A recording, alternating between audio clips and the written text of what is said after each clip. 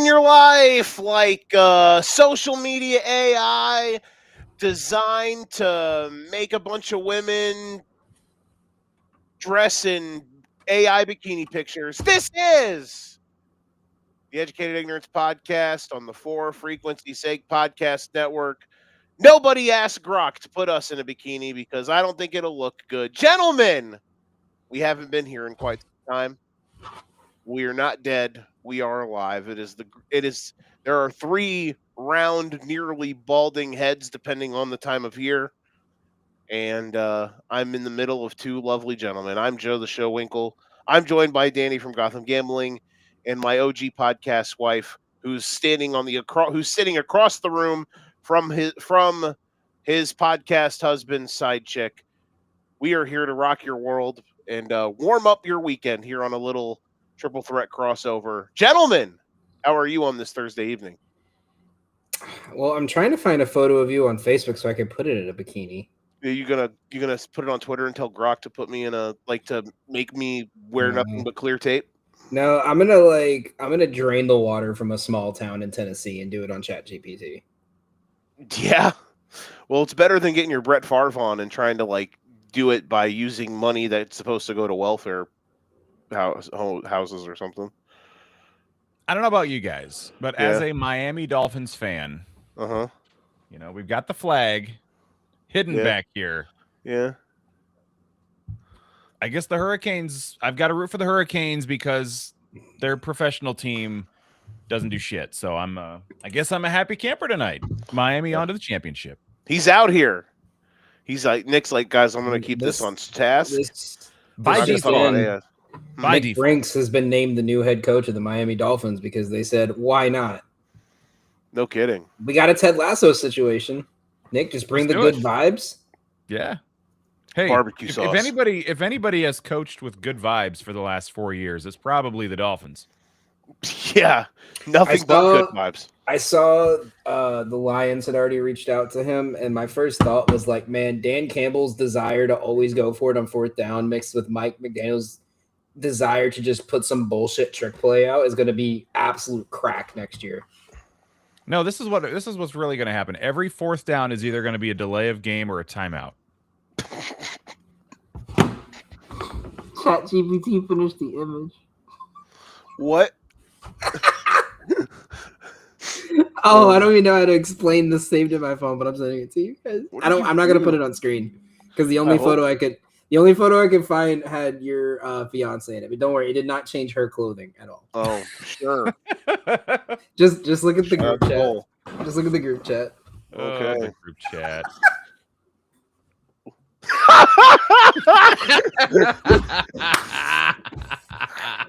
Oh, Joe, that's your new contact photo on my phone. Oh, thank you. I'm glad you want to see that. Shout out to ChatGPT. Shout out to Grok. That's okay. Steve's contact photo on my phone is him in Oklahoma gear. Oh, yep. I remember that. Shout out to him. Shout out to Matir. Oh, we're off to a hot start. All right. So we clearly the only thing that would be hotter is if this picture made it up on the screen. Exactly. Oh, I need a drink. Look at me over here chugging my chocolate milk. Yeah, you missed it when I got on here earlier. All you need is a one of those, not a bendy straw, but one of those I needed a shot, and he looked at me he's like, I thought you don't drink, and I pulled it up with a thing of chocolate milk.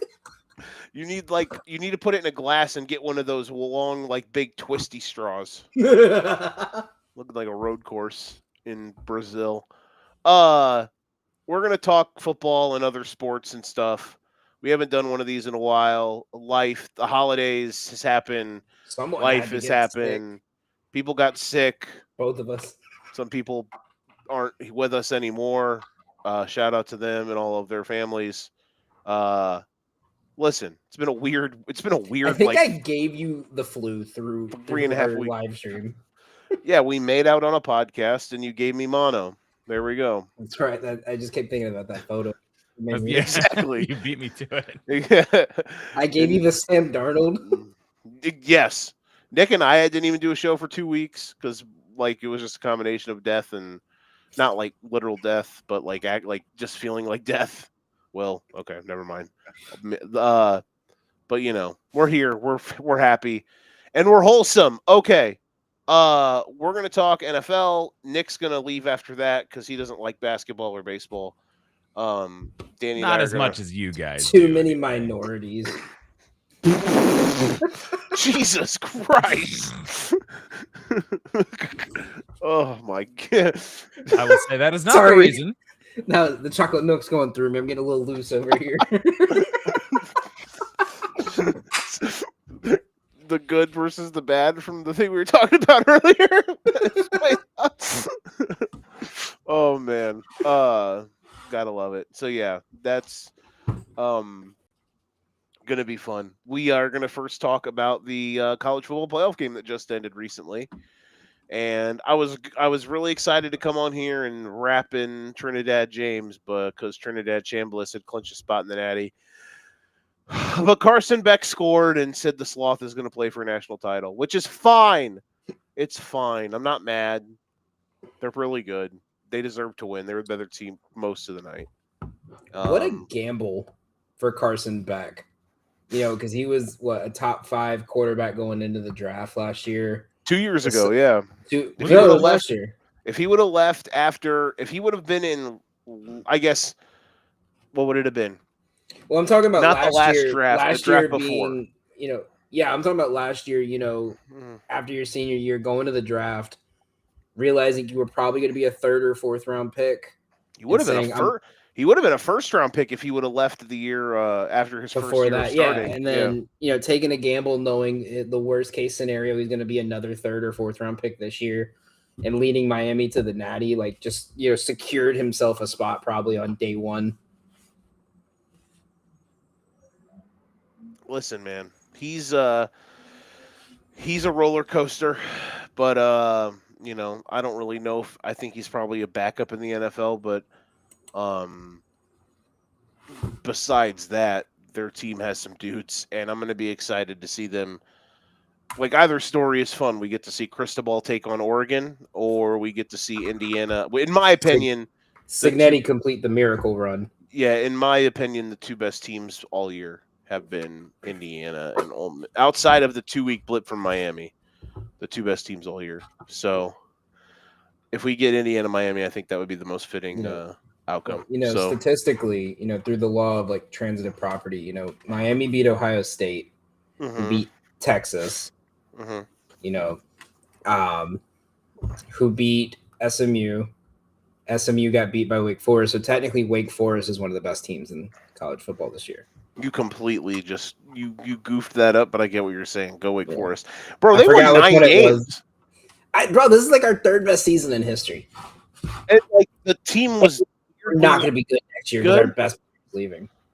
Who would you consider your best player? Claiborne. Okay, that's fair. I think Ashford, if he stays healthy, will be fine, but I think they have to find a running back that could do what Claiborne did. No, that's the thing. I don't think Ashford's good. I think Ashford is average. I think he could take a step up, and especially as weak as the ACC can be. Hey, man. To 9-4, you take it. A little above average, but yeah. Nick, were you watching tonight? I watched the last 9 minutes of the game. AKA the best I picked the best 9 minutes. Exactly. Yeah. I did, yeah. The other parts of the game were weird. I was watching that in Illinois simultaneously, which was fun because Illinois was basically playing in a gym that had the same energy as a game back when COVID was going on, because Illinois students are on winter break still, and just nobody was there was zero energy, and they won by a billion because Rutgers is a horrible basketball team, which is cool. I enjoyed watching this game. Miami would have we would have been coming on here and talking about how Miami goofed the gag if they would have lost. Let's just put it that way. But they didn't. So all right. So I sound like Doug. So let's just transition on our Sunday shows when we did Sunday shows during the regular season. All right. Yeah, all right. All right. So something about tight ends. Quick. Exactly. Quick. Do you guys have anything on tomorrow's college football game? So I said to you before, from not just a betting perspective, but also just kind of how I see the game going. I think we're in for a very slow first half. I want to say first half, but the first quarter.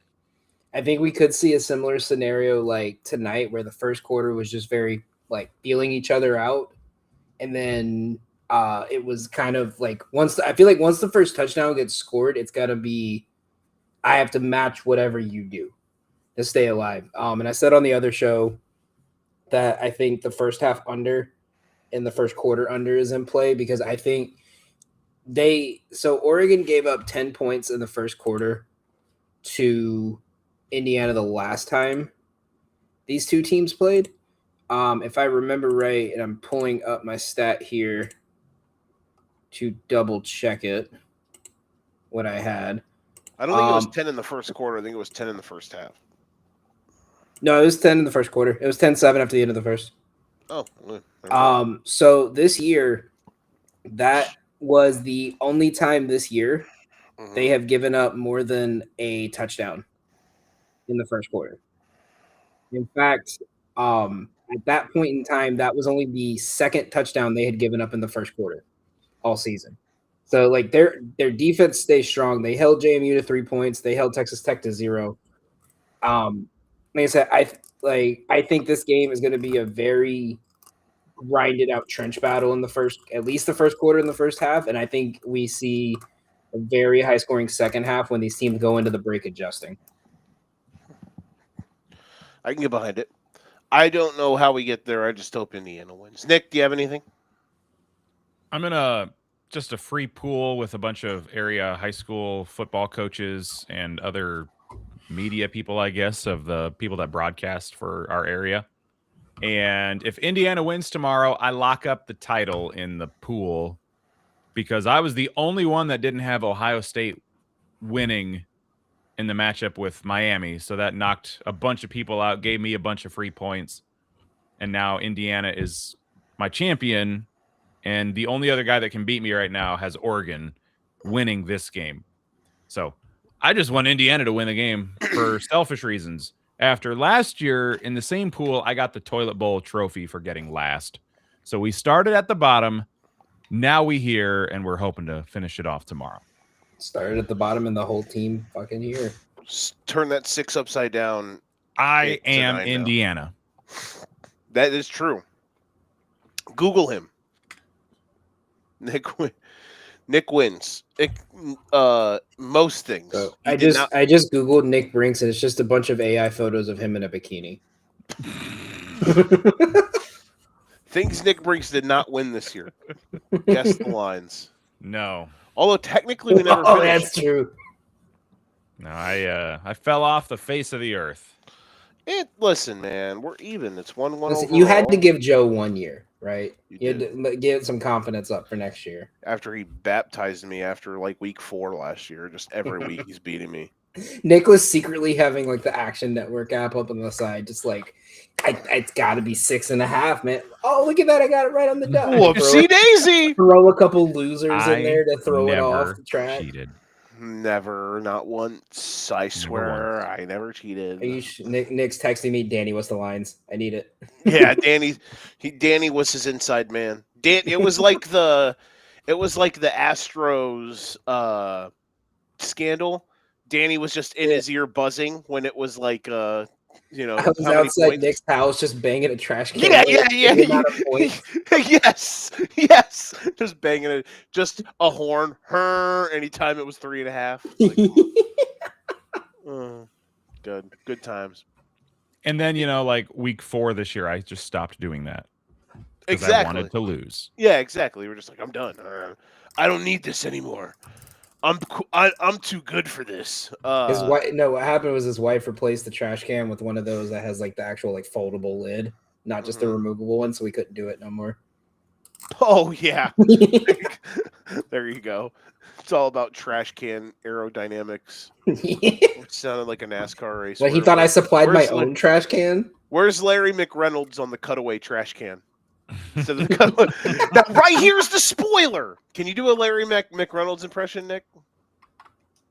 Well, We got some Larry McNuggets here. Yeah. No, I can't. That was terrible. Now, right here's the spoiler, and I can't do it either. But it's like he has a distinct voice. Very. Seatbelts and grab one more time. Hold on, belts tight one more. That was DW. No, that was Larry. Larry was the belts tight. Yeah, and then DW would say boogity boogity boogity. Let's go racing, boys, and damn. Hold them belts tight one more time. So, listen, shout out to all of our NASCAR friends. The cutaway trash can. What's wrong with us? All right, let's talk some NFL football, gentlemen. It's wild card weekend. My team is involved. Holy shit. Someone's going to be happy or sad. Maybe. Or maybe I just am glad that we're here. You know, that's where we're at right now, depending. You guys have no idea. We are going to go through these games. We're going to talk about what we like. Real quick off the rip, Ed, do you guys have a favorite game this weekend you're most excited to watch? I mean, for me, Carolina as a hometown kid, but also the punter for the Rams went to my high school, and his grandma is best friends with my mom. So, like, I'm trying to be nice enough to them, but they're just like next year. They're like, oh, you know, when they go to the playoffs, oh, we'll get you in the box seats with us. I'm trying to say Bills Jags myself is the game of the weekend to me. It should be good. It should be really good. Because I see a world where the Jags could go in there and win by 3 touchdowns. And then, or, you know, Josh Allen's like, wait a second. Patrick Mahomes isn't in these playoffs. I better get my shit together as I throw my microphone across the room. Yeah, I think Sean McDermott's coaching for his career this year, because I think if they don't make a Super Bowl with the amount of coaches that are available now, I think this is his last shot. If they can't at least make it.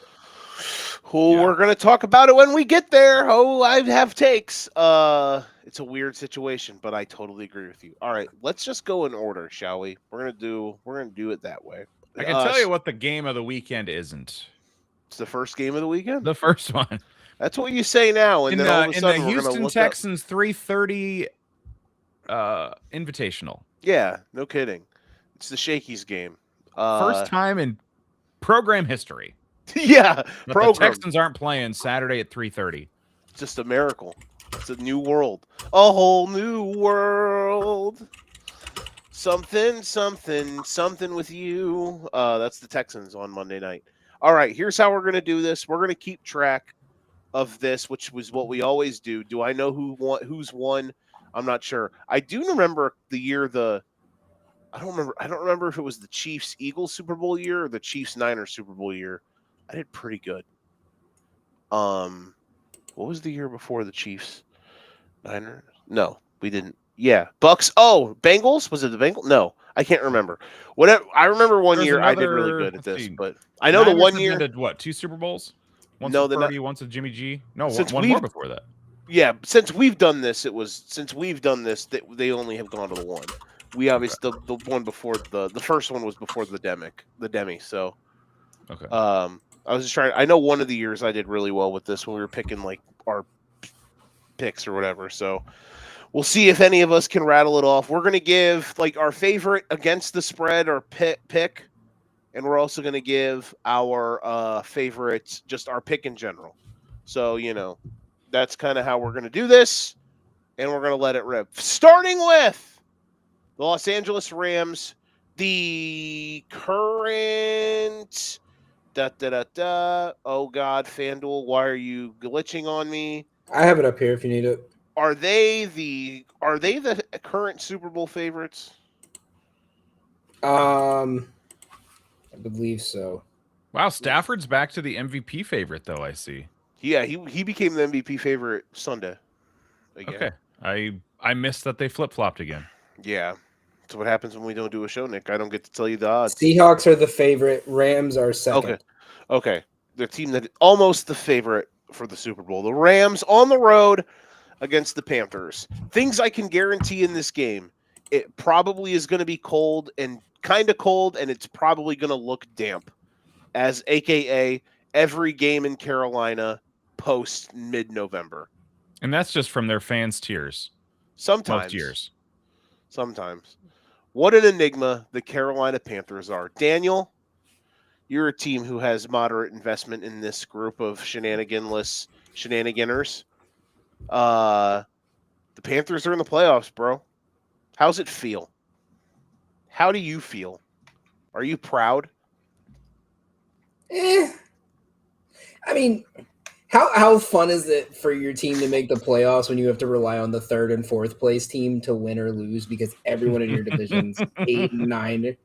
Hot take. Listen. There, if we almost had 2 teams at 8 and 9 and 2 teams at 7 and 10. Think about that. We had 3 teams at 8 and 9, and just remember if the Falcons didn't lose that game to the Jets, they would have made. They would have had the spot. I was just gonna say, and remember, the Falcons lost to the Jets before they went on a winning streak, and it dropped their strength to wish they had that one back? Their strength to schedule down. Hey, honestly, hot take, hottest take ever. When the Bucs won that game Saturday, the NFL should have stepped in and flexed the Saints Falcons game to Sunday night. No, they should have just said, "Hold on, we got the right one. We got the right one." I know we did, but let me cook. Listen, they almost put that Raiders versus Giants game on Tubi. Don't even tempt them with the Raiders. Yeah, no shit. So I don't think Carolina comes out of this one for sure. Spread wise, I do think. I don't know what to think on the spread because little historical fact. As a double-digit underdog this season, the Panthers are 2-0 against the spread and 2-0 straight up. They were 12 point. For the sake of if you're looking at something and you want to get moderately creative, anything under 120, like anything that's better than minus 120 odds, I'd say would be the cutoff. Are you talking about for the bookkeeping? Yeah, just for bookkeeping. If you did some sort of like alternate spread with like the total parlayed, like some like weird, like if you did if you did like Rams minus 3.5 and you like did some weird shit with the total, but it was still at 120, I'd be like, go for it. I don't see that because I'm looking at that right now. I don't have a play on this one. I think the best I can think I would do here is like maybe Rams money line with like a Kyron Williams touchdown slipped in there. That's not bad. Let me see. My thing is this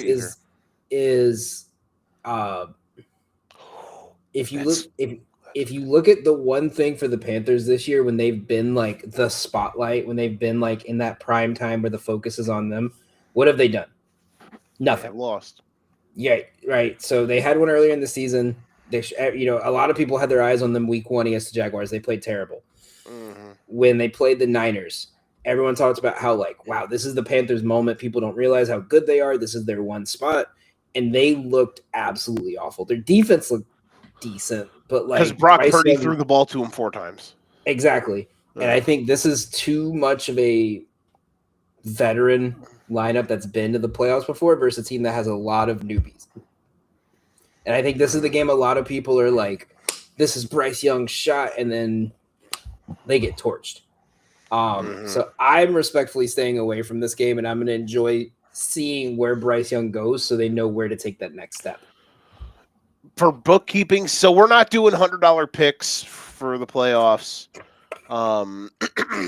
We're just, like I said, we're doing – the way we do this is we pick a thing, betting purposes wise, and then we obviously pick who's going to win the game.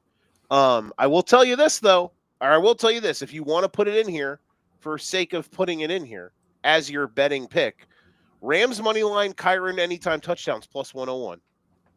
It clears the bar. What's Kyron himself? Minus 130.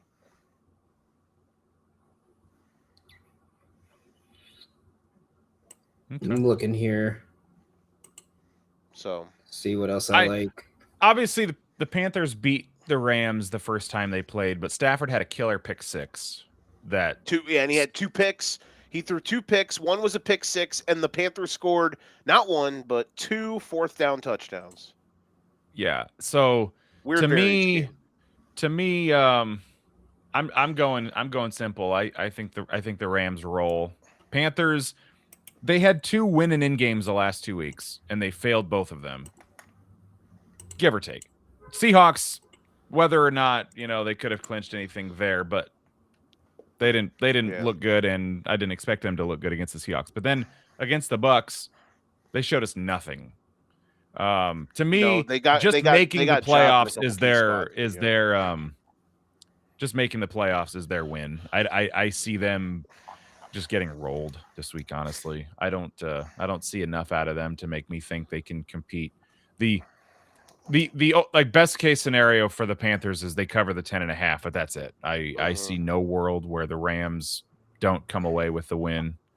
And yeah, I'll put 10.5 for the Rams as my pick of record for this one. Okay. All right, Rams. You're gonna lay the 10.5, and then obviously you have the Rams winning. So do we know is Devontae back? Looks like he is back. Yeah. Yes. Yeah, he'll be back. So I'm gonna run mine down to 9.5. I can get it minus 120 right now on Novig. Okay, there you go. ATS. So that you're so that's minus. Yeah, I think you know what, I'll live with that mindset of if they get blown out, I win. If not, and they keep it close, I'll be able to say I enjoyed a good game. Now, somebody talked me off a ledge here. Terrence Ferguson has scored a couple touchdowns here in the last few weeks. Was he just getting more playing time because Devontae was out, or where does he fit into the rotation in that offense? A little bit, but they've also leaned on a bunch of heavy personnels, like 12 and 13 personnels with multiple tight ends. But Ferguson in general will probably benefiting by getting some goal line reps because Devontae was getting all those goal line reps. Because and Higbee's back too. Oh, Higbee's back. Okay, that's probably that's the big reason here, because I saw Ferguson first touchdown at 80-1. And my spider senses were going off. But yeah, if he's no longer even he's probably not even tight end 2 now. He's behind Parkinson 2, right? He's tight end, right? I'll put it this way: you can't even bet on him to do anything but a touchdown right now. Okay. Well, you know what? 80-1 for a first touchdown. That might be worth $2. Two George Washingtons. There you go. For because and Stafford, they've built a little rapport, and little play action, naked, wide open. All right. So to add to that, Nick, the last 2 games he has had, he's had at least 20% of the team's red zone targets. In place of Devontae, I'm sure, because he's normally the one swallowing all those up. So Ferguson has had 4% of targets this season. Parkinson and Higbee combined have 15%. So he's down to tight end 3. Yeah. I would say also this, if I've learned anything watching Matt Stafford, is that especially early into the postseason, he's going to go to Puka and Devontae like 500 times. Oh, God, yeah. I wish that you could do something where you could tease the Carolina team total, or like you can move the team total for a team. I mean, you could do an alternate. I can't find an alternate team total, though. It might be... Well, what book are you using? I guess I'm only just looking at FanDuel. Yeah, that's Can you find me... You need 14 different books, and like 3 of them are technically illegal in your state, like me. All right, Danny, give me odds for Rams minus 2.5, Carolina team total under 20.5.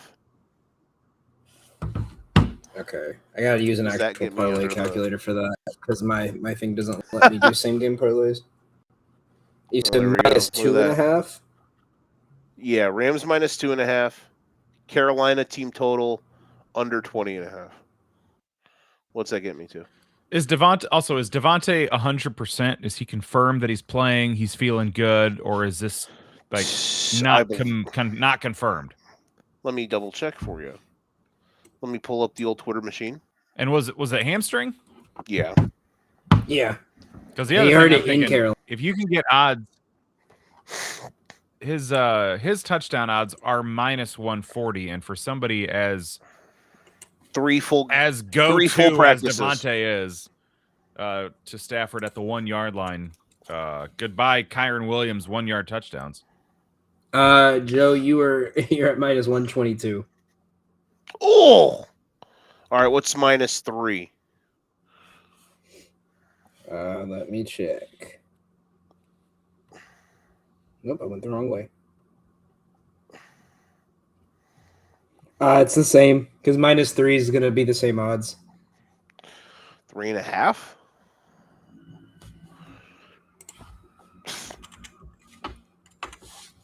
-101. There we go. We're back. All right. Rams -3.5. Carolina under 20.5. -101. We're out here. Okay. Next up. I'm with you though. I love Bryce Young. It'd be cool if they found a way, but man. I will say that if they beat the Rams, I'm hammering whoever they're playing next week because that's what a letdown spot. Your first playoff game, you beat the potential MVP and the genius of Sean McVay, and then you're gonna have to play like one of the Seahawks or the Niners or the Eagles in the next round, or the Bears or the Packers. Well, not the Packers, but if they won, they'd probably play the Bears or the Eagles. Yeah, they would play the Bears or the Eagles, depending on who won. No, if the Bears won, they would play the. Yeah, you're right. Because I forgot they won the division. It all depends on who wins the. It all depends on in that case, who would win the 3-6 for that game. I listen, man, would be. Well, no, technically. Could you imagine if we got Panthers Bears round 2? If the Bears and the Eagles won, they would play the Seahawks because the Bears, that is the Panthers correct. have the worst seed. Yeah. Could you imagine if we got Bears Panthers round 2? We can finally find out who really won the trade. Oh yeah, I'm sure Both teams won the trade, bro. Speaking of the trade, oh boy, here we are. Well, shit, here we go again. Packers Bears. Why is this game on Saturday night? I have no idea. And on Prime. This game should. If this game was the Sunday night game, it would be like it'd be the most viewed game of the season that wasn't the Chiefs-Cowboys Thanksgiving game.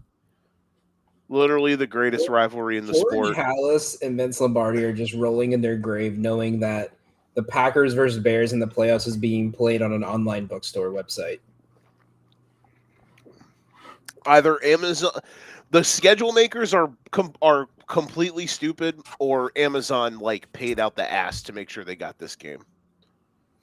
You know, I read up some of the history on this game of this rivalry in the playoffs. You know, this is only the third time they've met in the playoffs, right?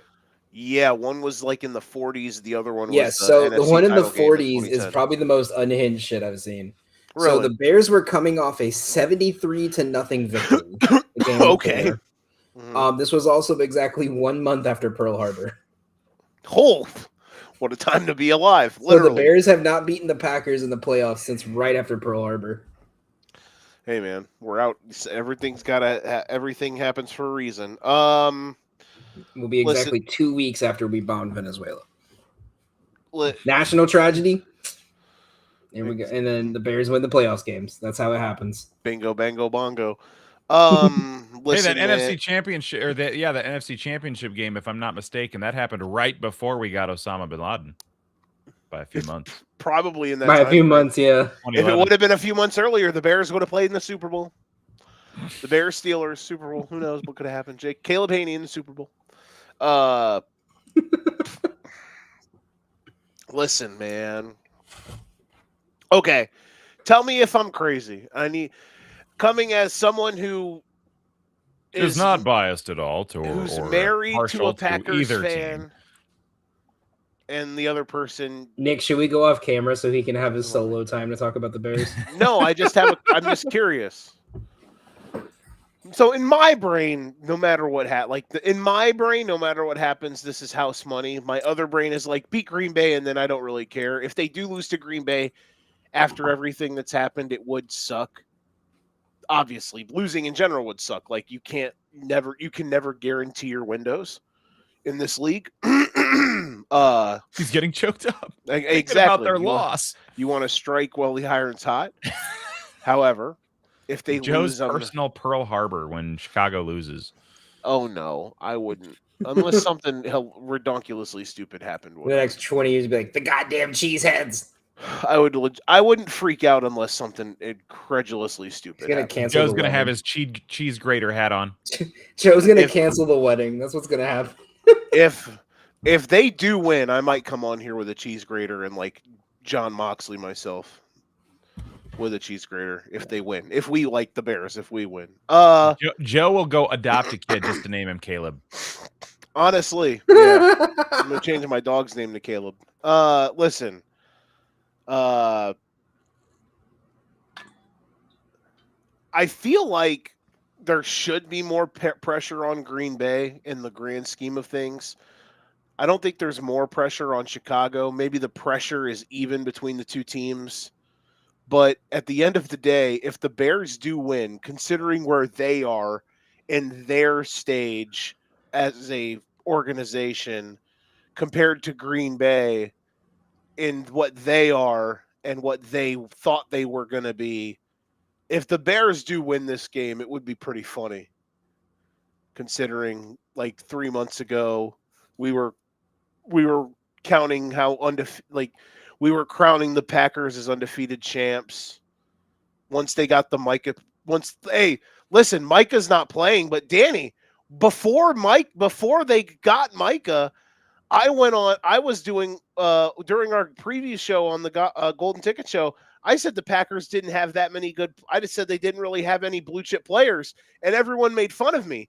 You know, everyone was picking them to make the Super Bowl before Micah Parsons got hurt, so they should easily win this game, right? But obviously, if they lose, all the excuses about all the people that aren't playing, even though it's only like 3 guys. I don't know. Maybe I'm insane, but If they take out Jordan Love again in the first half, that should help their chances. Yeah, that just the dirtiest play of all time. Yeah, twice. Second time it worked. Yeah, it was a bounty. Yeah, they had a bounty on him. Oh no. Don't look at that yet. I'm gonna put it up on screen. Okay. I can't. This is unfathomable. I can't believe what you're probably about to show us. Danny's out here. Okay, continue your thing, and then when I get to my point, I'm mostly just being an ass. But am I for real though? Like, it's not. I wouldn't even say it's like must win for. I mean, it's must win obviously, but I guess I'm just in a spot where I feel like not enough people are making light of Green Bay being insanely all in, and if they lose this game, this will be the 3rd straight year they made the playoffs, each year as the 7th seed, which didn't exist until the pandemic. And this has been the only, and just this iteration with, people were ready to, when they beat the Cowboys a couple years ago, people were just fucking printing banners for this team. And if they lose to year 1 of the Ben Johnson, Caleb Williams Bears, I don't know, just would be pretty funny. Maybe, I don't know. Maybe I'm thinking too much into that. No, I think it's fair. I think this game's gonna kind of start out slow. I think this is another one we could see a slow start because you got 1, it's Jordan Love in the playoffs, and 2, it's Caleb Williams' first time in the playoffs. So like obviously there's gonna be some jitters.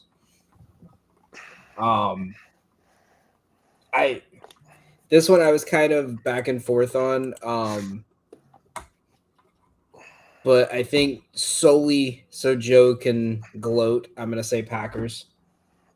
For me, I'm kidding. I actually think this game might go under. A lot of people are taking the over. I just think between the rivalry, there's a lot more pride on this than just a playoff game. The last game hit the under, definitely, I'm assuming. Yeah, and then you have the Bears in the playoffs at home for the first time in how long? At home in the playoffs? Yeah. That's the double doink, right? The double doink was 18. Yeah, so almost 8 years since your last playoff game. I think this place is going to be rocking. I think that as much as I hate Dennis Allen, the defense is going to be moving. I will say, too, Ray brought up a good point as someone who knows Dennis Allen better than any of us as a Saints fan. He said, somehow a tight end is going to get through on a crazy play. So I'm also looking at Luke Musgrave to have a decent game. There you go. All right, so now Joe. Packers VIP guest this week is Cody Parkey. Good one. Now, Is he Joe, doing a Today Show interview beforehand? Yes. So, Joe, if the Bears lose, you have to come on the show and you have to sing this song. I'm not singing some Green You Bay have to sing this bullshit. song. I wanna be a Packer fan dressed in green and gold. I hear they are the best there is, at least that's what I'm told. I wanna be a cheesehead sitting in the crowd, eating brats, drinking beer, and burping really loud. Oh, yeah. You got to sing that. Did it play? It did. Yeah. Okay, because they didn't come through on my headset. You have What to come about on. What about the song that the one guy put out today that Steve tagged me on Twitter? I didn't see that. Oh God, it's just this. You know what? mess. I take it back. I want Carolina to win because I want that guy that makes the Carolina hip hop songs to keep going. If I had what is it? Yeah, that dude. I can't remember. How Nick, much you know what money I'm is talking it? about? If I had If, $1 million. No, it's like if I had $10,000. Yeah. If I had $10,000, that dude gets it, bro. If he's not playing the halftime show, the Panthers don't deserve to win. It is supposed to snow on Saturday. I don't know how much, but it's supposed to snow.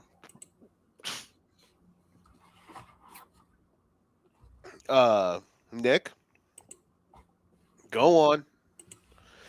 I'm taking Green Bay money line. Okay. I think they exact their revenge in a game they really shouldn't have lost the first time. Assuming, Love stays healthy for the whole game. Yeah. Bounty Gate, bro. Dirty play. Hey, I'm just saying, if Caleb gets a concussion this week, it won't surprise me. I feel like they're going to be coming after him. They had all game after Jordan Love got hurt to do something, but it's funny because you could tell. Someone said I don't watch Chicago enough to know how quick the offense moves. He was getting rid of the ball pretty damn quick, so he never had a chance to get touched. I was watching the rest of that game. I was waiting because I was like, it's gonna get chippy here. If they get a clean look at him, they're gonna come after him. They just never got a chance. So I don't know if the offensive line just did really well or he did a nice job getting rid of it quickly. But yeah, I'm not wishing any injury for anybody, but I just feel like if we see a roughing the passer call this week, I won't be surprised. Did your Packers side of your family sway you into actually thinking that play was dirty? When I saw it, I thought it did not look good. I don't know. I mean, listen. Especially when the guy had already been flagged once for roughing the passer. Yeah, but we see how many times do we talk about like shady, wonky, roughing the passer penalties? And those were penalties by the letter. The first one was more than the second one, I thought. Like the one he actually got hurt on, I hated that call because Love ducked into it. The first one I was with because it's the body weight. I'm always first team protect the merchandise in this league. Like the body weight penalty, I get it. That was a penalty. The second one, though, the one he actually got hurt on, I don't think was a penalty. He ducked into it. And it's not even Love's fault. It was a bang, bang play. But there were legitimately Packers fans on Twitter, like, losing their shit. And I know it's Twitter, but they were losing their shit. Like, I was going to say, that's the most sane place for discourse. I know, it's just funny. Booker's a dirty player. I'm like, guys, calm down. Packers money line, -120. Danny, what do you got? I am going to go with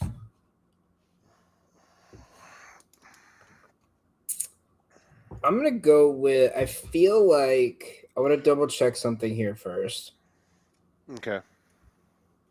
You want me to give mine Something in me, especially after we talked the last show, something in me is telling me that we are going to see a Christian Watson touchdown this week.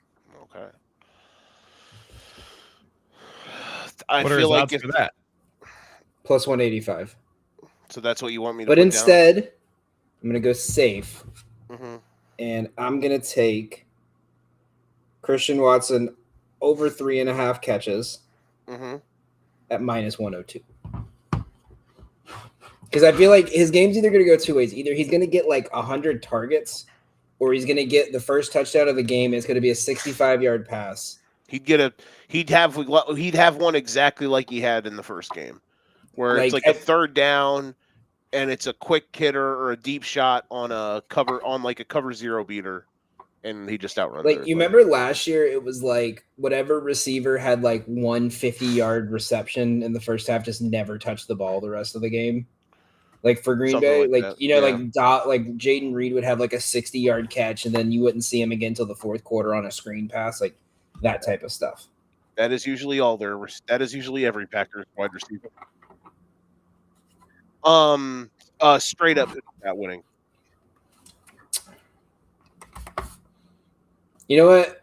I'm gonna ride the trend of I'm fading first year in the playoff quarterbacks. I'm gonna go Green Bay. Okay. All right. Call me Homer. Call me biased. I have said to myself for 2 weeks that I was thanking God we got the 2 seed because I did not want to play the Niners in the first round.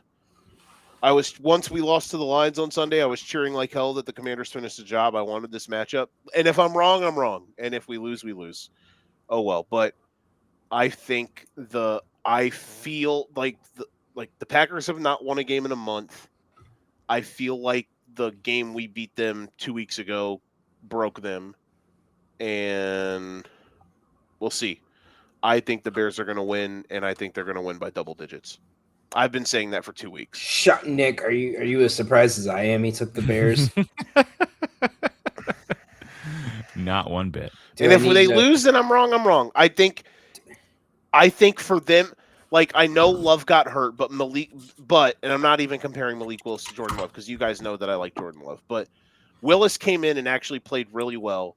They coached a perfect fucking game, the game 2 weeks ago, and they still fumbled it. And I know if they wouldn't have got the onside, and I'm not making fun of y'all for saying this. This is just a general take that I heard because I listen to a lot of sports media, television, and radio. If they wouldn't have got an onside kick, they wouldn't have won the game. Well, if 39 things didn't happen in the fucking one Super Bowl, the Patriots wouldn't have come back to beat the Falcons. If my aunt had a dick, she'd be my uncle. Shit happens in sports, people. Fucking they ended up winning, and I think it broke Green Bay. They looked like shit against the Ravens, and they obviously sat everybody against Minnesota. I've been saying for a week and a half, if we get this matchup, we're going to win by double digits. I truly believe that. And I think it'll take a special effort for them to do for them to win. They would have to replicate what they did 2 weeks ago tenfold, and they can do it. I just don't think they're going to. So that's where I'm at. Next. Sorry, Joe is trending right now. Joe picks Bears. I know, right? Crazy. Actually, before we go, I'm curious y'all's thoughts on this. So DraftKings has their promo they always do for the playoffs. Longest touchdown of the Saturday games. If you pick the correct person, you get a share of $3 million. Out of both games, who is your pick? Because I have two. I have either Terrence Ferguson. Just kidding. So I was gonna say Bryce Young. I'm kidding. So I had two picks. They're both it's going to be in the Bears game because let's be real. If you watch the Panthers and the Rams, all their touchdowns are inside the 15. I was going to say, even in the scenario that I have, the one you might say, Danny, is going to be the one I would take. Who are you taking? I would the best chance is Christian Watson. I was going to say a Bears player. See if you can guess which one. Probably Luther Burden. No, I was going to say Odunze. Ooh, that would be but maybe. Johnny, bro, I'd kill for a play action deep crosser to Jade Walker. He scores and then does the Skywalker in the end zone. Oh, the pimp named Slickback. Oh, I'd collapse. It's a pimp named Slickback. It's a mononym. I had to show Lydia what that was from the other day. She had never seen Boondocks. You kill her, bro. All right, Sunday at noon, Bills Jags. This is such a weird game. A part of me, when I fill out the AFC bracket in my head, I feel like the winner of this game is going to win. Is going to win the AFC. I I just can't get out of my brain that, like, it's such a weird conundrum. The fork in the road moment for the Bills, where I understand they're flawed, but this is the realest, if not now then when, moment for this Bills team as a franchise. The fucking path has been cleared for you. However, you're the 6th seed. Nick, you normally can kind of level it. You can usually mediate in my crazy theories. What do you feel? Do you agree with me on this with the Bills? Do you also agree? Sure. Do you also agree with me where you feel like the winner of this game could be the favorite to win the AFC? Actually, Yeah, if the Jags win this one, I feel like they are my favorite. If the Bills win it, I feel like there are some other matchups where they may not line up super well with, because I like if they get New England again, I still like New England over Buffalo in that matchup, but I'm really curious to see if Jacksonville can remain as good as they've looked here the last stretch of this season. So if I'm ranking teams as who I think can be the favorites, like I still see there's a world where the Texans with that defense wins championships. Like I keep seeing in my mind like a Seattle Houston 17-14 Super Bowl, you know? that'd be fun. It comes down to Seattle on the 1 yard line, and they run the ball. And it doesn't work. Pete Carroll and his unemployment checks is shaking in his booth.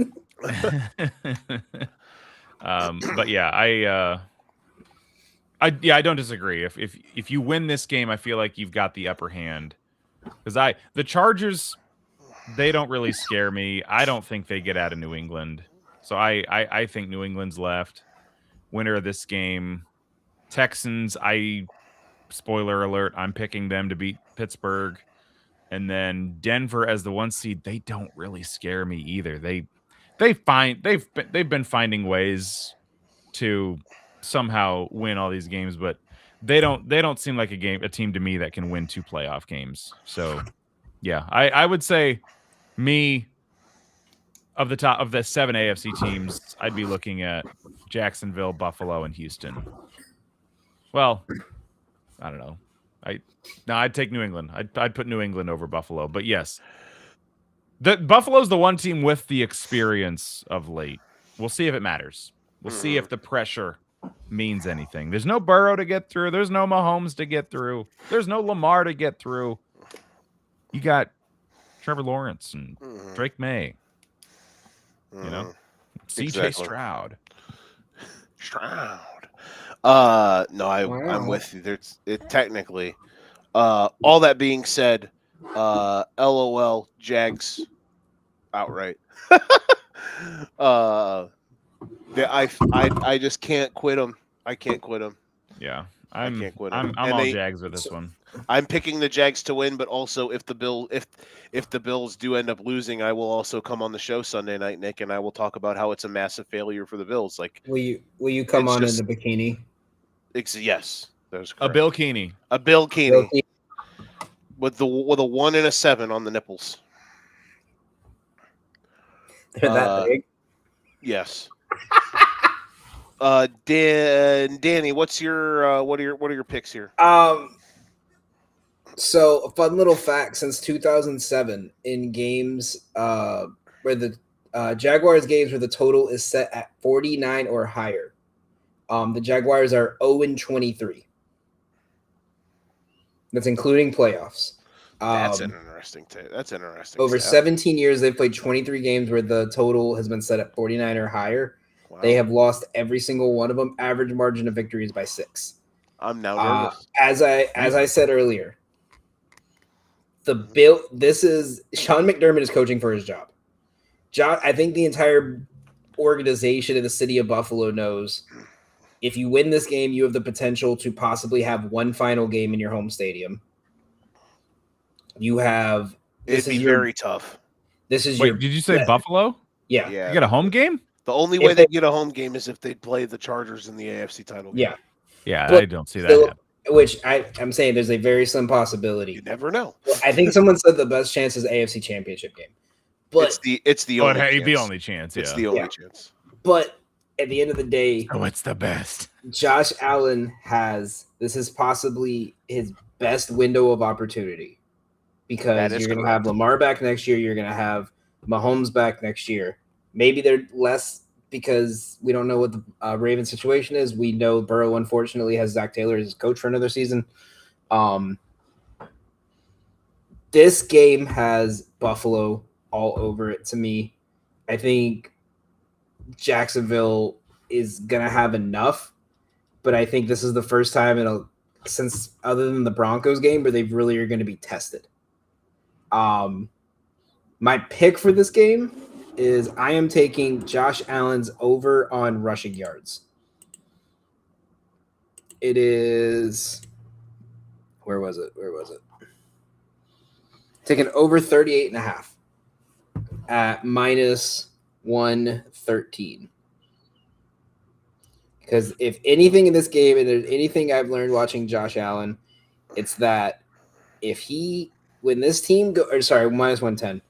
When they go down, what's the one thing he's going to do if he does not have his first look wide open?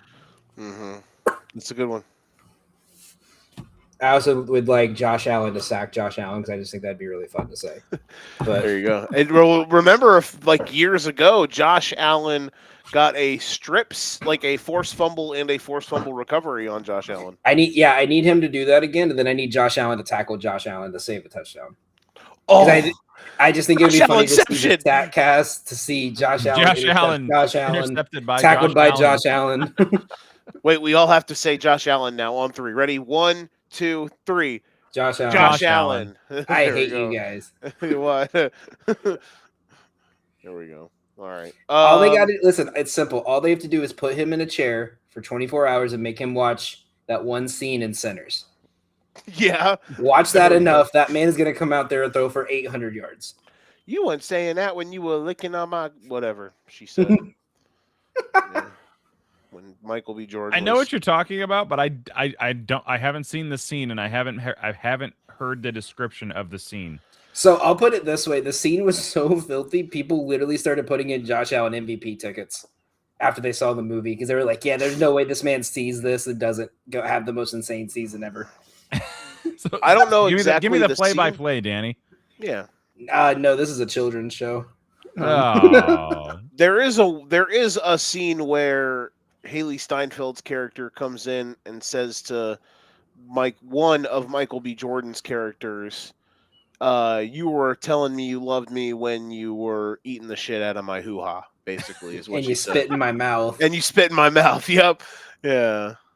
But in a southern accent. And then the thing was they were showing Josh Allen at the premiere of the movie, and he was in tears, and he was like, "Oh, I'm so happy for her." They were like, "No, you're not. No, you're not. We know what these tears are." What if that Jacksonville has the chance to have Michael B. Jordan be their celebrity captain, and it would be the greatest thing ever. On the 18th birthday, he found out it wasn't his. You think they could put his face up on the billboard on the jumbotron on third downs? Who Michael B. Jordan's face? Well, you know, whenever Russell Wilson ever played Atlanta, they used to always play Future. They played Purple because Russell Wilson's wife was married to Future. I remember when they went to Carolina for a playoff game the year Cam Newton won MVP. They were playing Purple Rain over the speakers. Yeah. Do an AI Purple thing Rain, of Michael B. Purple Jordan Rain, eating hoo-hot. Yeah, there you go. There you go. All in my coos. That is a sentence I never thought I would hear Nick say on a show. You're crazy. Extra seafood on that order. You saw food. Nick, what's your picks? Jesus fucking Christ. Oh man, I go off the rails when we Is all this get, what all Nick three is get after together. midnight? All I know is Nick after church on Sundays. Nick after dark. Nick before church. It's Nick's Nick getting his Brinks. sinning. He's getting his sinning out now, so he can repent. It's Nick Brinks before church. Nick Briggs after midnight. Jacksonville, give me the money line.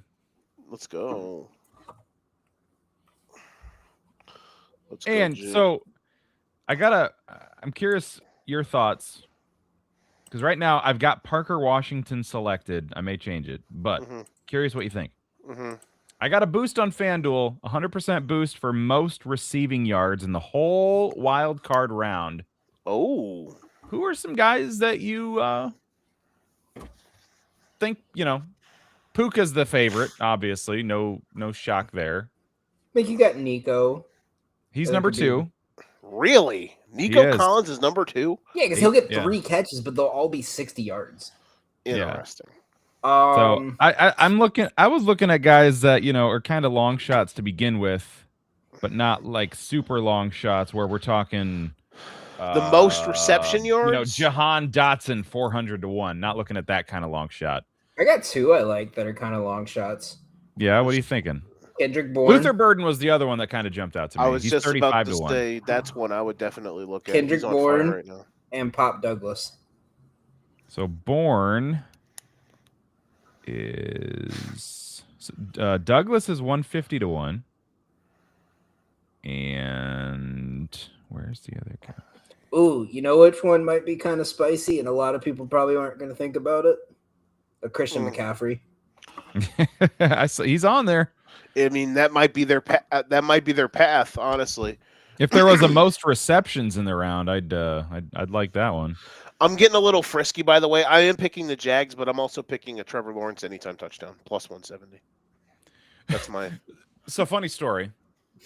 It didn't end up mattering because I did 2 parlays this week. The weekend that he scored 2 rushing touchdowns, Trevor Lawrence, and the parlays lost without the Jags screwing me over.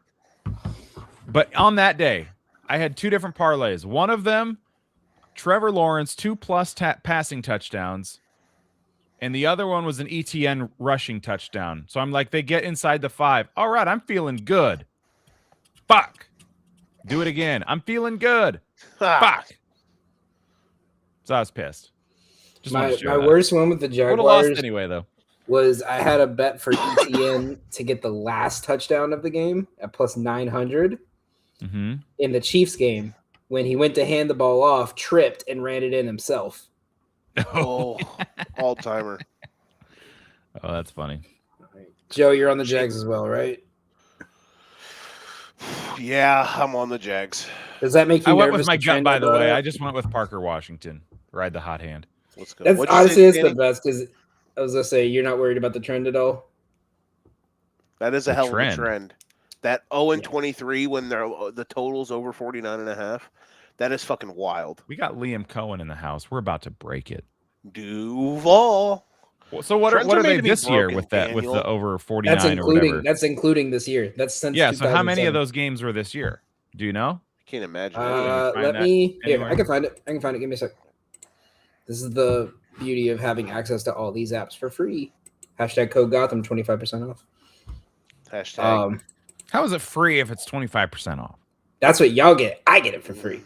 That's not my problem. Y'all are in a part of the Let's algorithm. see. Including this year, they only had one game, and that was the total was over 49. Is when they lost to Cincinnati. We're on to Cincinnati. Fun fact, and going into last year, they lost to the Packers when the total was 49, and they lost to the Dolphins when the total was 49 at the beginning of last season. So did you say only one this year? Only one game this year they've had a total of 49. Okay, Or higher. I'm not concerned then. I'm not concerned.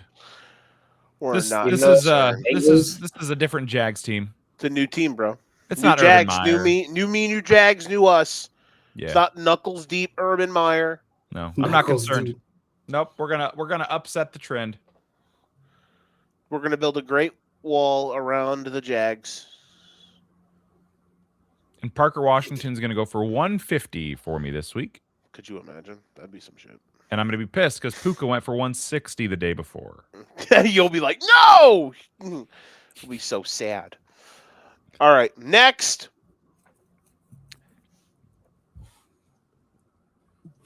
Why does nobody think the Niners can win this game against the Eagles? Until last week, which, you know, who knows just how much they were trying. I mean, they had starters out there and whatnot. It's not like they mailed it in completely. Who, the Niners? Yeah. They were absolutely trying. They could have won the. They could have been the 1 seed. Yeah. Okay, yeah, you're right. You're right. Yeah. Yeah. I got wires crossed there. Okay. They look like complete shit this week. Before this week, my sneaky Super Bowl combination was San Francisco and Houston. So while you little were worried riding, after last weekend, you were feeling the Niners while Brock Purdy was hitting the Dougie on the Bears. I can't do the Dougie. He made me some money that night. I was all right with that. Hang on, let me get ChatGPT to do the Dougie. Yeah. I can kind of do the Dougie when I'm standing. Wait, are you getting ChatGPT to have Joe in his bikini do the Dougie? Yeah. Have me do the stanky leg. This is what we drained natural resources for. Mm-hmm. Draining the aquifer. This is where all our money is going to fund certain acronyms. I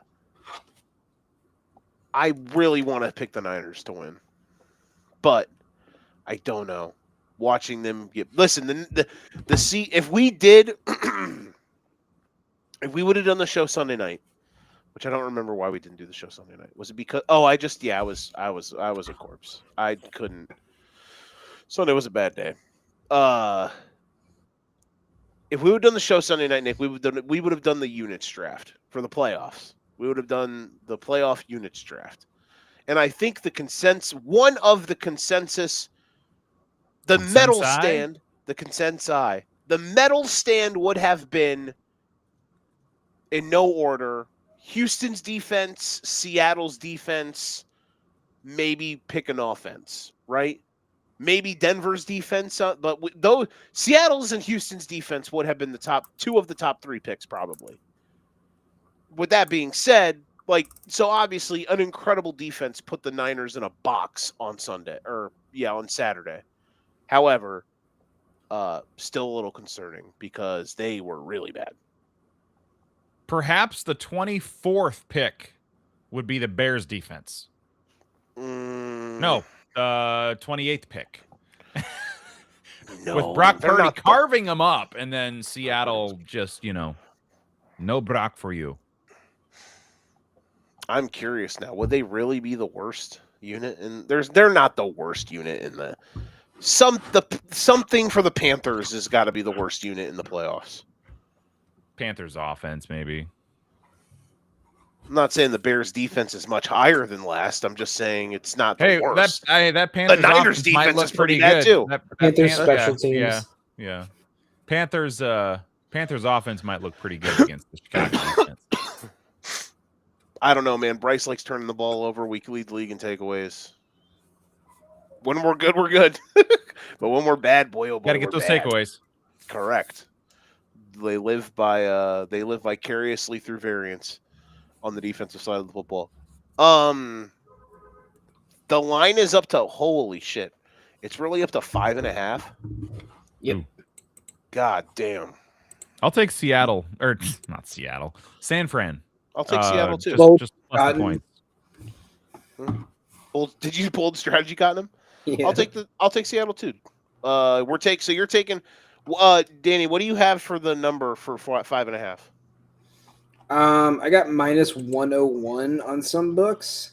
Okay. You on can exchanges. Get plus. Oh, okay. I was gonna say plus 405, plus 4.5 is -102 on FanDuel. That's not terrible. Which is wild because I'm getting -115 on FanDuel. New York sucks, man. Plus 5.5 for what is it? -101. Yeah. So here's my thing with this one, because And I think I'm going to go opposite you guys for one reason. Eagles offense, that's probably in the bottom too. Oh God, yeah. That's the thing though. Like that's the crazy thing about this game is like the Niners defense is an abomination. But the Eagles offense, Who kind sucks worse. less Yeah, kind of So- will worse. win this game. This is where I'm sitting on this one. San Francisco 1-7 this season as an underdog. 65% of the public is on San Francisco when the line was at 3.5. So naturally, you would think it would go down, not up. I think they're trying to bait you into betting this because Vegas thinks the Eagles are going to take this one with ease. Yeah, I don't think the Eagles can do anything with ease. I think the Eagles, I don't know if they cover. I think the Eagles win this one, though. I think San Francisco goes home, and then we have another constant conversation about if Purdy is an actual good quarterback or not. That's not fair. What I will take in this one, Who would have thought I'd be saying that? yeah, I know. I feel like arguing the What Purdy I'm is- going to take in this one is I'm going to take San Francisco's first half plus 3.5. One of the biggest playoff games the last couple of years for San Francisco outside the Super Bowl was that game with Brock Purdy when he tore his UCL, and they got blown out. And we heard all the talking of like, oh, you guys wouldn't have beat us even with a healthy quarterback. I think that's still going to be stuck in their head. I think they're going to come out very strong, and if the Eagles do pull out the cover, I think it's going to be in the fourth quarter when they're up like 6 and they just start bombing it to AJ Brown. So give me San Francisco first half plus 3.5, Joseph, minus 113. Minus 113. Nice. That's a good one.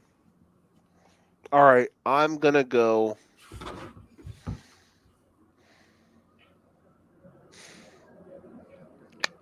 I don't love this. I like it, but I don't love it.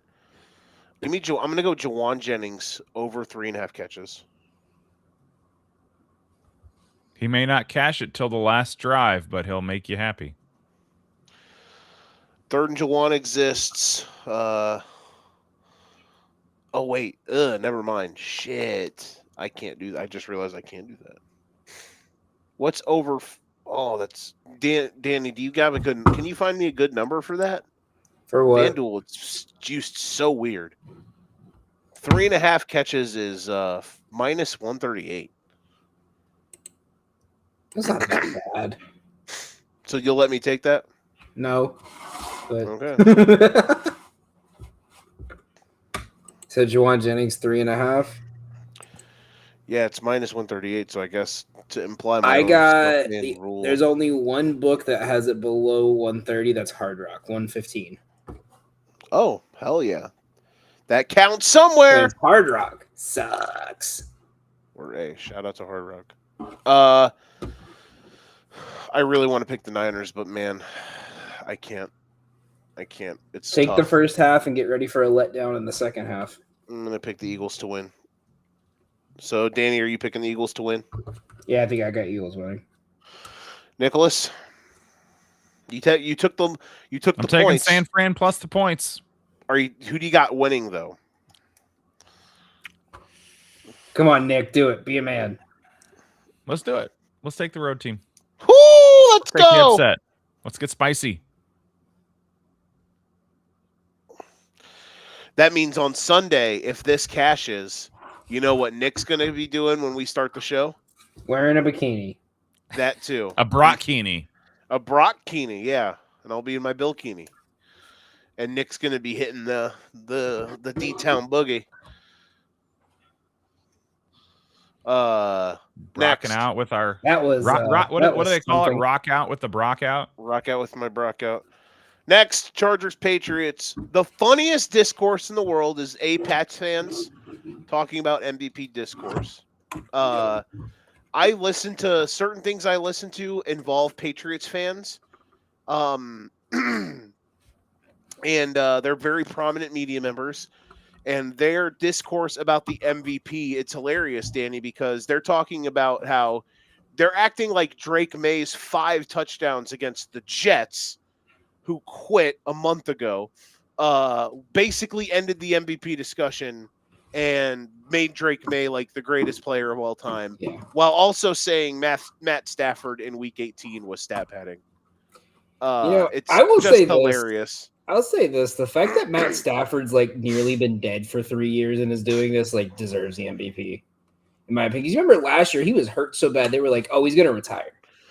One of the greatest Right. players we've ever seen, man. But you're actually understand wrong what we've been about watching. the greatest discourse of Patriots fans, and it's the ones who are like, we went through so much of a struggle, and now we're back in the playoffs. Because I've seen a lot of those guys be like, where were you when Joe Milton had to start for us? Like, where were you? And someone was like, where were you when, as a Jets fan, I was born into like 500 games below 500 in 1997. Where were you when the world stopped turning? Where were you when we won a game where Mac Jones only threw 3 passes?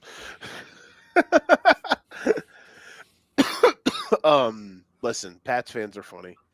Joe Milton legacy game will forever be ingrained in the hey Joe, we just need you to go out there, go through the motions. We don't need to win. Joe Milton, are you sure? Nah, I'm about to throw for 500 yards and make you trade me. Nah, fam, I got this.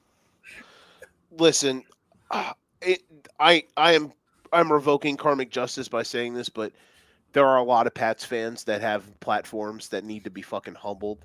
If the Pats lost, I would laugh. However, I really love Drake May, so if he went out and balled and they won, I wouldn't be sad. Nick, what are your thoughts on this game?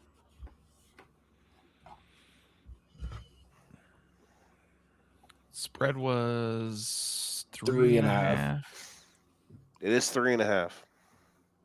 I think I like the Patriots to cover that. I think that'll be my pick of record. Chargers don't. I look at all the playoff teams, and outside of like maybe the Panthers, I look at the teams left. I'm like, what excites me about this team? What do they have going for them? They just feel about as average as can be while being better than the Steelers. I just don't have a high ceiling for them, and I just feel better about the Patriots in this one. So we'll roll with that. I really think the Chargers are a live dog here. I'm going to take the under in the game, under 46.5. But I do think the Patriots are going to win. I do think, though, the Chargers absolutely have. Like, if Sunday night Justin Herbert's having a great game and they win, I would not be shocked at all. Yeah, I like the under. We're going to get close to 20-mile-an-hour winds that game. And these are two really good defenses. I'm not even worried about the points. Patriots are going to win this one outright. Joe, can you give me the odds on Patriots money line? Drake May 200 yards. Ooh.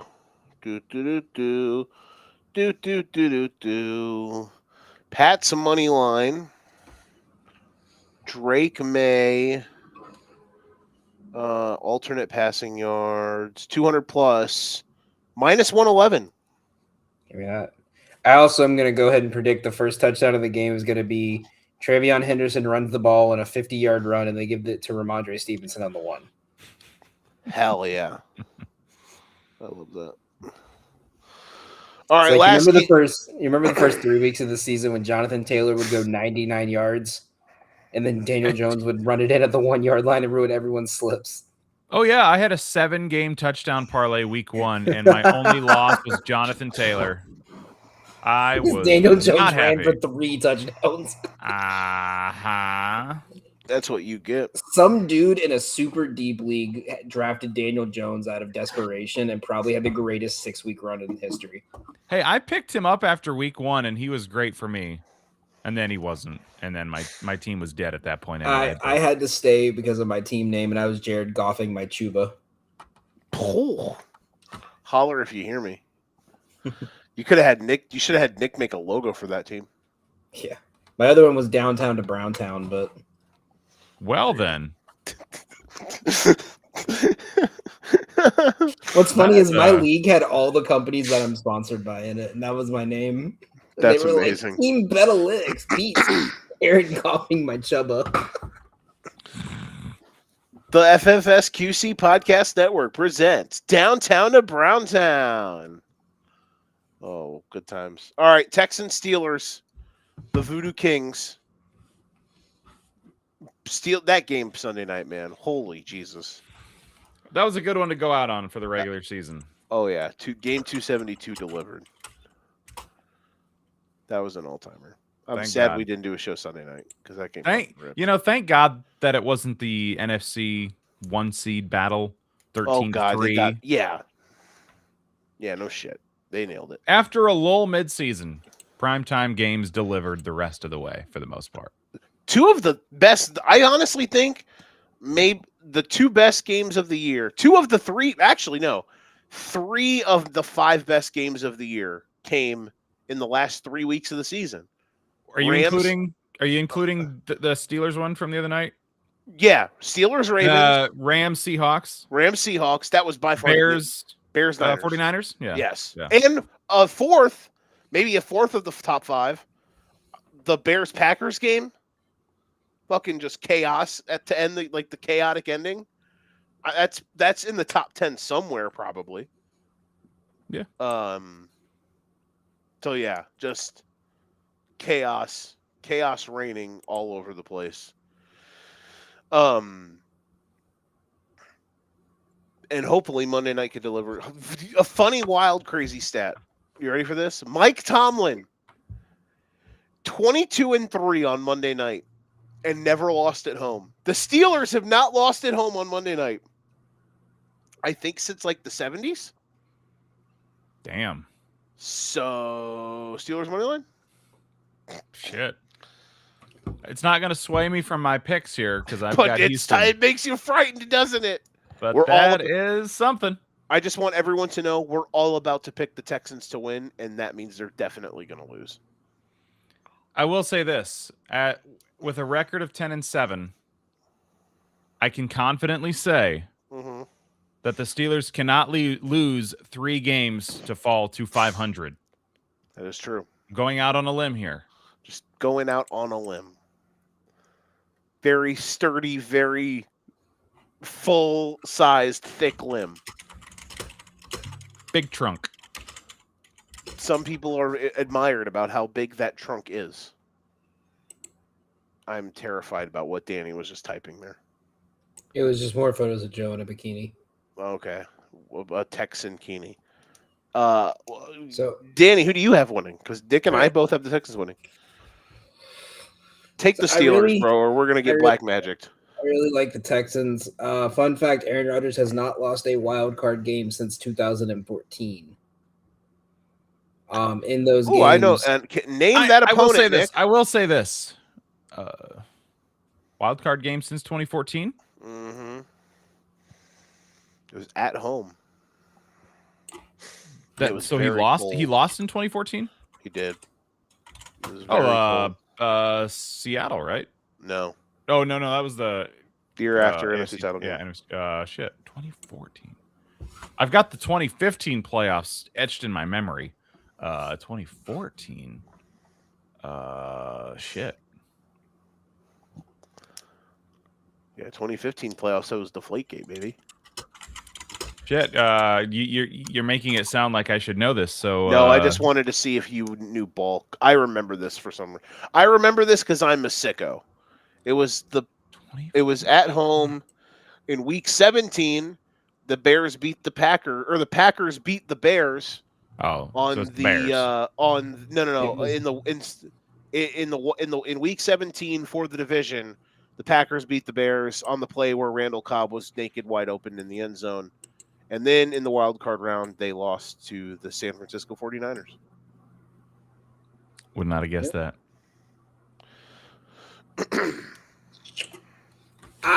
Who would then go on to beat the Panthers, who would then and then they would lose to the Seahawks, who would then murder the Broncos in the playoffs. I will say the Texans will win on a game-winning field goal by Fairbairn.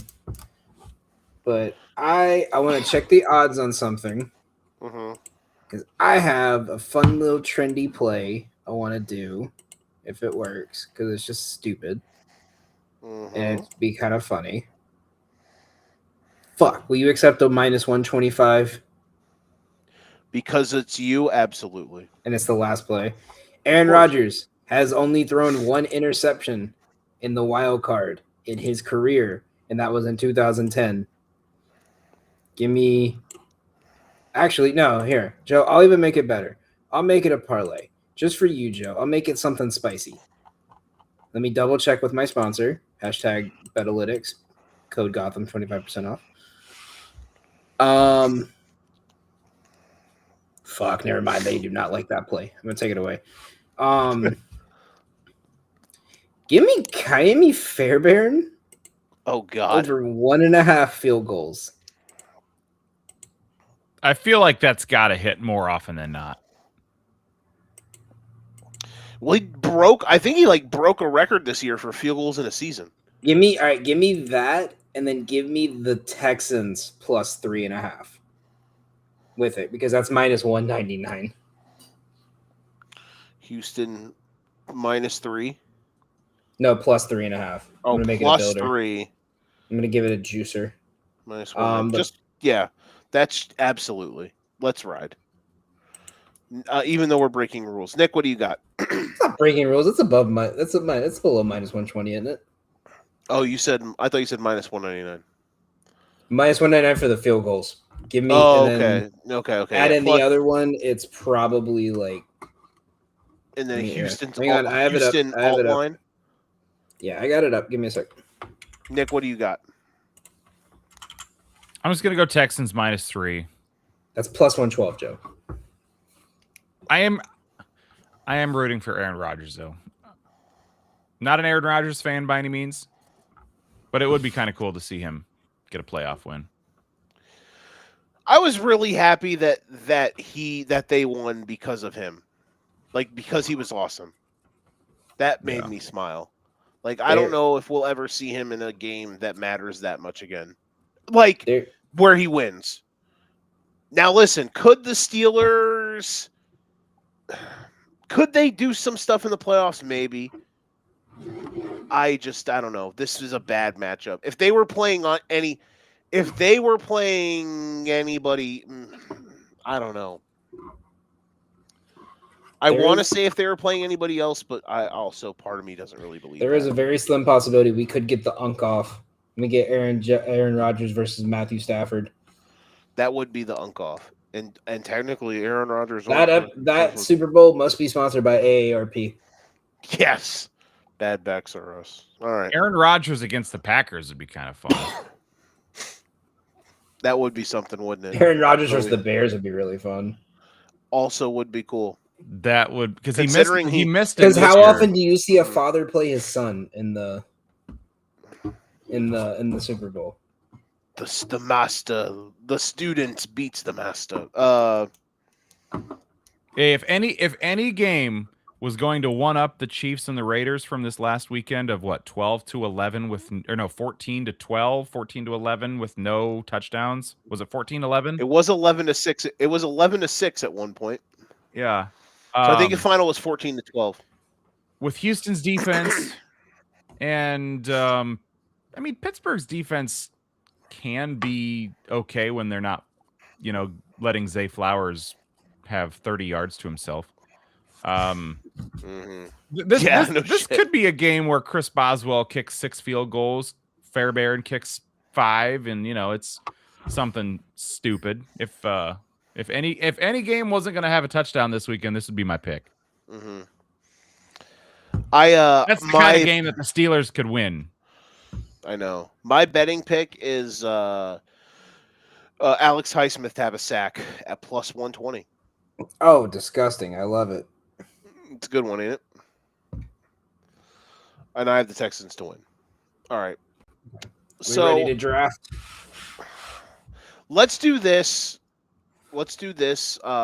Really quickly, and then I'm honestly going to call it audible because we had too much fun and we went way longer than I thought we were going to. All right, so we'll do 5 rounds. Does that sound good? So just between the 3 of us, we're going to redraft. So, all right, so the rule is if you guys want to pull up your draft boards from this year, Oh God. You're gonna go through your first 5 rounds, and you're gonna either say you're keeping the guy, or who you would have picked instead in that spot. Now, and remember, the rule is it cannot be someone picked before you. So, Like we just pick meaning a random league that we were in. whatever league you want to use. Well, Did any of you guys win a league this year? No, I did not have finished. good. Ooh. So I go won a into league. the Christmas Day games. Mm-hmm. I played Don. He had Brandon Aubrey and Krosky Merritt in his starting lineup. Mm-hmm. I had Jared Goff. So I'm down 52 points going into Sunday. I catch back up. I'm only down 40, and all I had left was Bijan. I lost by 1 point. So, yeah. So just pick a league, and it's basically It's instead of, if you don't want to keep the person you drafted, a player that was drafted after you can pick. Or it could be like a player you draft. So, like, for example, like I'll go first to show you. So, like I had the second pick, right? So I can't pick Jamar because Don picked Jamar with the first pick. Does that make sense? Right. I just went back through my emails because ESPN will send you the draft order as the draft concludes. And the one league that I made the playoffs in this year, because I had a shit year just overall, this makes me more depressed now because I got bounced in the first round, so I missed out on the semifinals. But my draft report card, and then it shows Christian McCaffrey and Puka Nacua. How the fuck did I not do more with those two guys? Wait, you had McCaffrey and Nacua on a team and you didn't win? How? I drafted McCaffrey 8th and Puka 5th in the second round. Holy, and you it's didn't win. 12-man league. No, I got bounced in the opening round of the playoffs. Wow. All right, so I'll go first. By less than 2.5 points. I won one league. There's 3 leagues I cared about this year, really, that that I was in. One of them was for good money, and I won it. Shout out to Puka Nacua, and honestly, and Caleb Williams, and the one random Tony Pollard good game that helped me get through. Because in the first round of the playoffs, he had 33, and your boy was out here. But yeah. Oh, and Stephon Diggs. Those were the reasons I kind of won in that league. So I will do my league. I will do the Tiny 10 because that team this year was bad. But there may with some redrafts here, we could have had some better luck. So I only did one league this year, so I'm just going to do my one. Okay. So yeah, I'll follow you. I have no idea what we're doing, but I'll follow. So basically, when you get to your first pick in the draft, just say who you drafted, and you say either if you would keep them or who that was available you would have picked instead. Got it. So you can't pick the guys that went before, but you can pick guys that were after. Got it. So my first pick in the draft, I had Bijan. And give us your draft spot. I was number 2. Okay. So I would obviously keep Bijan at the number 2. Mm-hmm. Number 1 in our league was Jamar. Right? I had 2 number 1 picks this year, and I went Jamar in both. Terrible fucking decision. It's crazy. I learned that I am going to diversify. It's crazy because if it doesn't pan out, you're fucked in both. Well, that's the thing. Like, he finished top 5. The problem was his first month was fucking horrendous. Yeah. And like it just got you probably like if you drafted him first, you were probably at best 2-2 because 3 of his first 4 games were awful. And you're like just so far behind the 8 ball. Yeah, when he had Jake Browning for 3 weeks, that was the problem. Mm-hmm. Oh man. Joe, what pick was your first round draft pick? Who did you pick? And would you have stayed or pick someone different based on who was available? In the Tiny 10.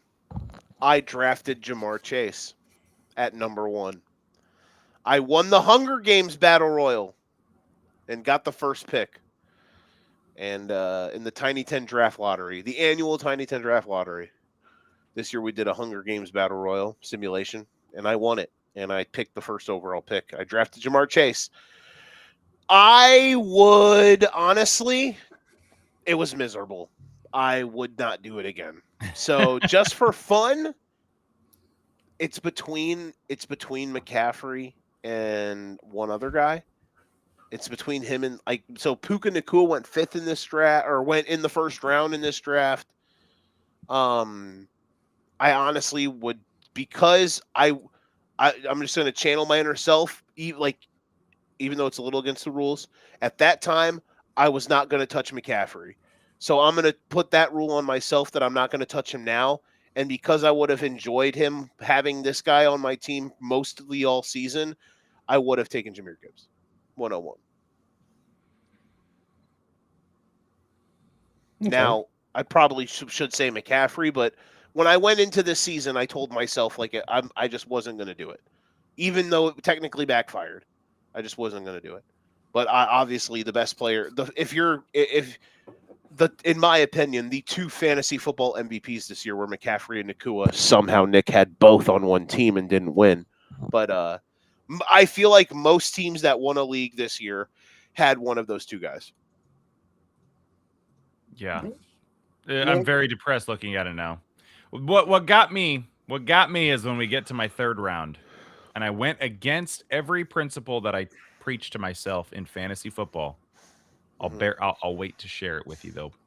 Okay. And so what pick? So this is the league that worked for you. This is the league that didn't have McCaffrey and Puka. So this is that league. Okay. And you picked Jamar Chase here in the first round? No, so this is in this league I got McCaffrey at 8. Okay.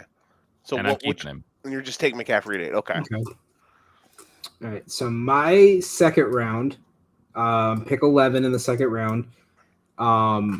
I had Devon Achane, and I think I would keep him based on the next couple players. The next couple after was like Jonathan Taylor, Ladd, Bucky. Mm-hmm. I mean, Achane ended up as what, RB3? Yeah. Yeah, I'd call that a win. Mm-hmm. I had obviously picked 10 in the 2nd round because I had the first pick of the draft. Super consistent too, for the most part. Pretty much. I took Josh Allen because I was like, I want to take a quarterback. I want one of the big quarterbacks because it's fun to have a quarterback like that. And I took Josh Allen, and I honestly would keep Josh Allen. Nick, I'm assuming you would keep Puka Nacua. I would keep Puka at number 5 in the 2nd round, so pick 17. Somehow managed to fall there. But he went right ahead of Drake London and Chase Brown and A.J. Brown and Devon Achane. Okay. For me, this is where I start dipping into the weirdness of my draft. So Danny, these next 2 picks sunk me. 3rd round, I picked A.J. Brown. I would have swapped that, and I would have went after Jackson Smith and Jigba, who went 2 picks later. Okay. So I'm just going to look. Okay. All right. So my next pick here is round 3, the first pick of the 3rd round. My dumbass took Chase Brown, who ended up finishing top 10. The end of the year great, but at the beginning of the year was awful. I would switch that for another guy who went in round 3 in this draft. Maybe some would say high, but when you look at his numbers, I honestly would totally do it here in this round in general. I would take in this round of the draft that I had, Trey McBride. That's a good one. Top tight end, dominant season, bajillion catches. Nick, what would your 3rd pick be? So in my 3rd round, I'm somebody that's like, I'm going to wait till the round of 8. I'm going to wait till the 8th round to get a quarterback. I don't care what happens. I don't care if there's a rush on them or what. I went against my own typical thinking, and I took Jaden Daniels in the 3rd round at number 8. So that is the first chink in the armor why my McCaffrey Puka team didn't pan out.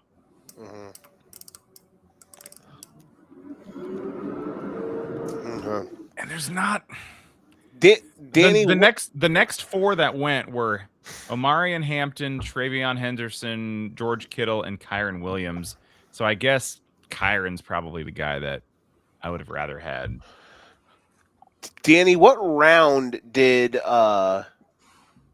What round did JSN go in your draft? 3rd round, 4th pick. Wow.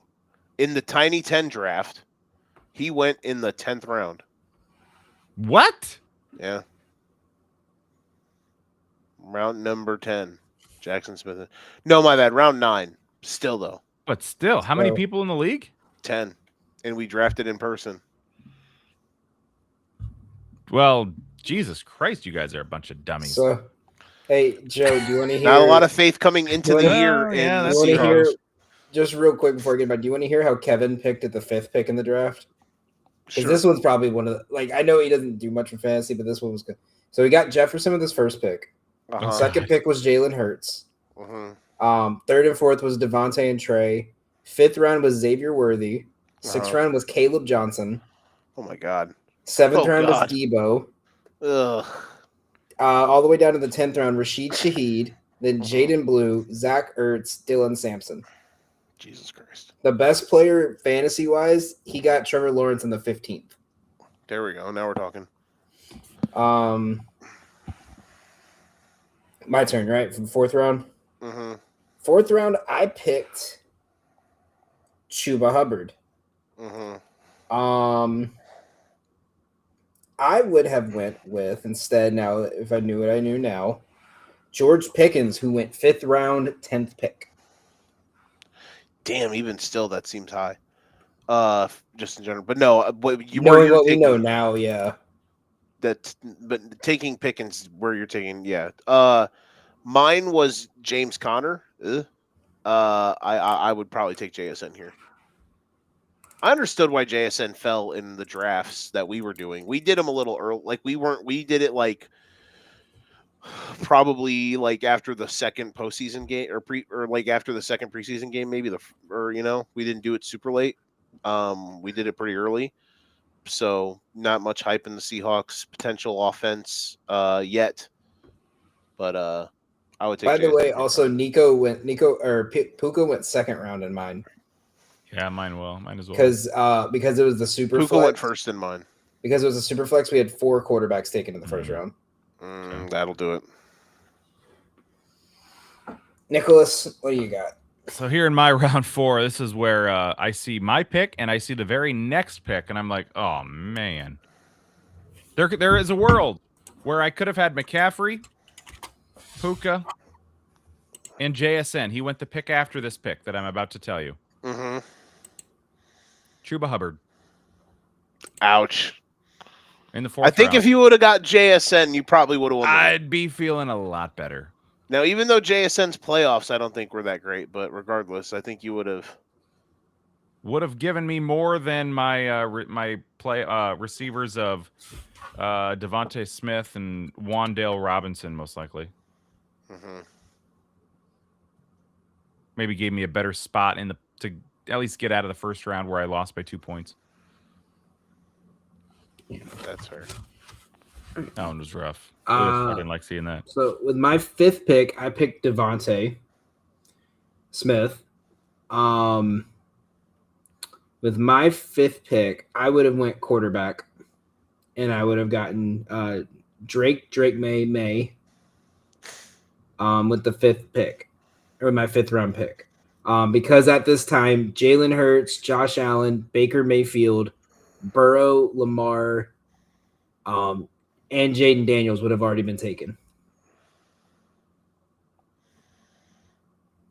Drake, May. Yeah. My 5th round pick in this draft was Travion Henderson. I was like, let's fucking swing for the fences, boys. I would have definitely went after, let's see.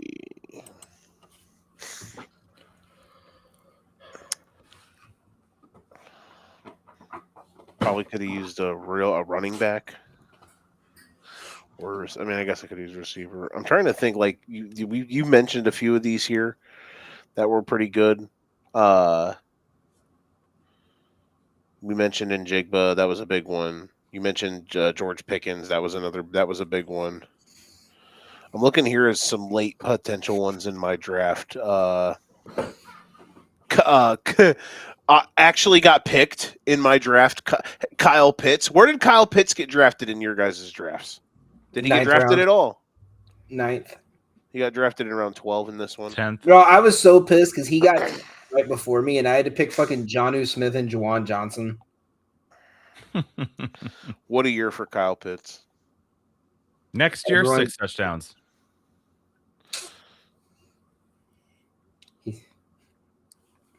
All right, are we to me now? Yeah, go Yeah. for it. There's a whole lot of shit in this 5th round. So I was It's weird. eighth in round 5. DeAndre Swift, he was the first one to go in the round. That was probably the only pick in the round where I'm like, okay, yeah, you probably are pretty happy with that for the most part. There's Marvin Harrison, DJ Moore, Garrett Wilson, Cortland Sutton. I don't even know how to say his name. Teteroa McMillan. Ted McMillan, yeah. He's probably a bright spot in the round. Sam Laporta, Tony Pollard, Calvin Ridley, Zay Flowers, Ricky Pearsall. Oh my God. None of those guys make me want to rock out with the Brock out. I picked Montgomery, David Montgomery at number 8 in that round. There wasn't a whole lot there. Do you know what this is? This just shows us that we're all bad at this. So bad. Like, none of us know anything. Who is jacking it right now? Danny is. Just working his... I'm messing with the... So my computer has, like you can open it, see? I'm just fucking with it. He's gorking his chocolate milk bottle. Sorry, I saw the photo of Joe in a Jerking the bikini gherkin. again. Yeah. I saw the photo of Joe in a bikini. I just had to, like... In his broccini. Y'all are fucked up. All right. Anything else before we're tapping out? We got round 5, right? That was round 5. Oh, yeah. All in all... Who was your worst pick this year? In this Who was draft? the one you look at and you're just super mad you picked? Any league, worst pick. Yeah. Mine was Isaiah Pacheco in the 7th. I got to look at my other... Or we could do it off this one. Matthew Golden I'll look in at the these 6th. two. Or Matthew Golden in the 7th for me. I thought Hollywood Brown was Travis Hunter in the 6th. I took Hollywood Brown. I thought that was going to be such a steal after week 2. In my my biggest money league, my $50 league, my 3 picks after I got Achane in the first round were Malik Neighbors, James Conner, and Garrett Wilson. 2, 3, 4. Shout out Garrett Wilson leading his team with 300 receiving yards this year. Yeah. Good Lord. And then in round 8, I had Travis Hunter. So by week 10, I think 4 of the 8 guys were on IR. You were the injured reserves. And I backed those guys up with Darnell Mooney, Tank Bigsby, Tua, Seahawks defense. That panned out. And Chris Boswell. Your team was on fire. Boswell, my 12th and 13th picks of defense and kickers were like my MVP this year after Achane. You were on fire. In that league. God damn, I didn't realize it was that bad. This going back and doing exercises like this is literally, it's just a perfect reminder of how we all suck at this. But good times. We're all still going to come on and talk about it. All right. We had a blast. We didn't get to half the stuff we wanted to get to, but that's fine. We had a great time doing it with the 3 of us. We'll be back on Sunday. At least Nick and I will be. Can't even call it a circle jerk. You got to call it a triangle jerk. Exactly. And Nick and I tripod. I think we just call it a threesome. Nick and I will just be docking on Sunday, watching the, Oh, I can't wait till Doug sends us a message and asks what that means. Docking? Yeah. Google it. All right. Until then, if you ain't got your game, pass the sticks in some sort of way, shape, or form. Gentlemen, good job by you. We'll see ya. We'll see you guys on Sunday night, live after the conclusion of the Sunday night game between the Chargers and the Patriots. This has been the Weekend Warm-Up. We'll see you guys Sunday. We're out. Peace.